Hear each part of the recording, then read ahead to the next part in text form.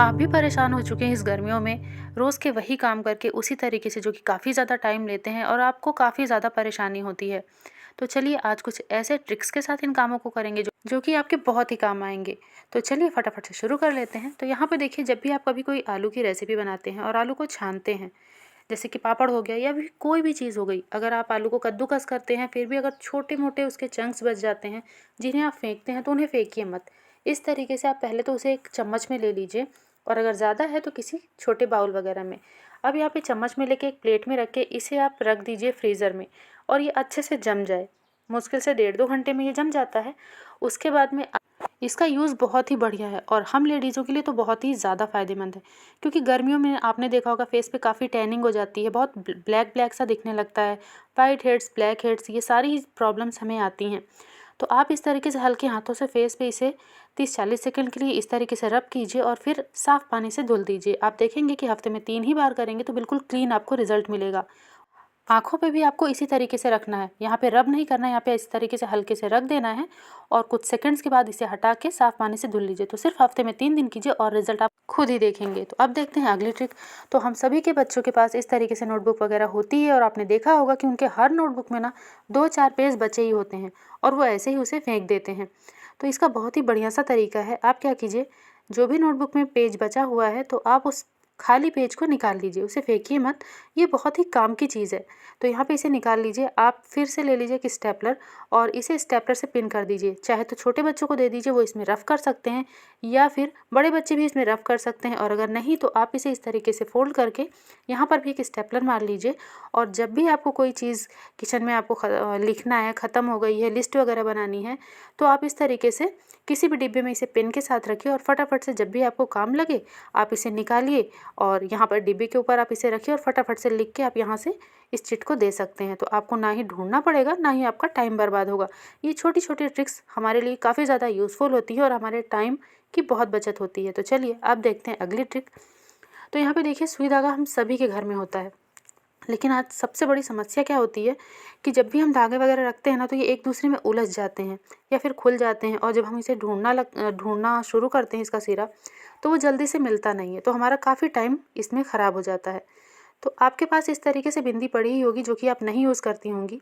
तो इसके ऊपरी सिरे पे इस तरीके से आप एक तरफ बिंदी लगा दीजिए और देखिए बिंदी मैंने कैसे लगाई है, हल्की सी ऊपर की तरफ निकली होनी चाहिए। तो आप देख पा रहे हैं, मैं आपको पास से दिखा रही हूँ। ये देखिए हल्की हल्की सी जब बिंदी निकली रहेगी तो जो हम बनाने वाले हैं वो बहुत ही बढ़िया तरीके से काम करेगा। तो ये देखिए तीनों ही रील में मैंने इस तरीके से लगा दिया है। अब आपको धागे का सिरा लेना है यहाँ पर, और जब आप धागे का सिरा इस तरीके से लपेट रहे हो तो जो उसका ऊपर वाला सिरा है उसको आप बिंदी के पास ले जाके चिपका दीजिए।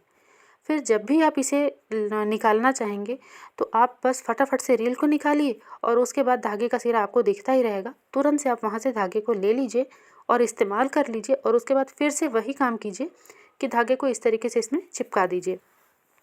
तो आपकी बिंदी का भी यूज़ हो जाएगा और आपका टाइम भी काफ़ी ज़्यादा बचेगा और साथ में आपको धागा भी नहीं ढूंढना पड़ेगा। फटाफट से आपका सारा काम हो जाएगा।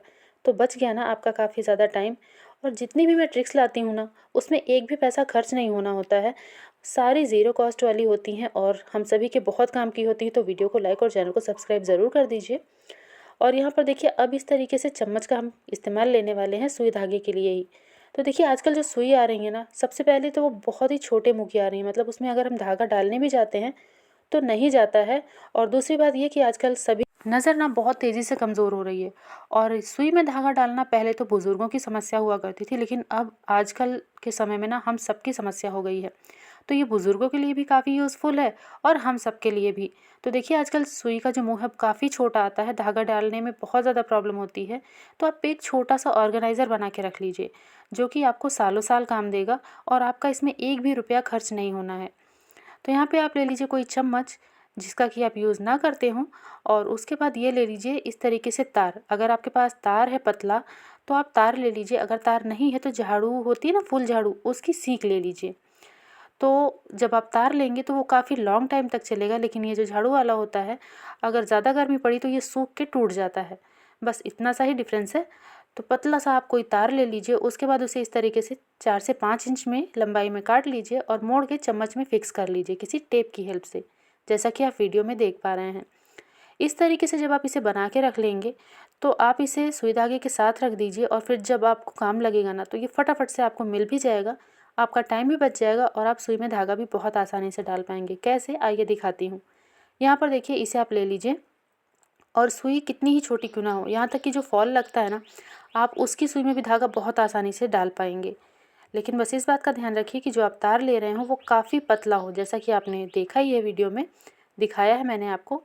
तो अब ये सुई लेनी है और सुई लेने के बाद ये जो हमने ऑर्गेनाइज़र बनाया है, ये देख पा रहे हैं आप लोग, तो इसमें आपको सुई को पहले पहना देना है इस तरीके से। देखिए, तो यहाँ पे ये देखिए, मैं इसे यहाँ पर ये देखिए, इसे मैंने ऐसे पहना दिया है, मतलब इसके अंदर डाल दिया है सुई को।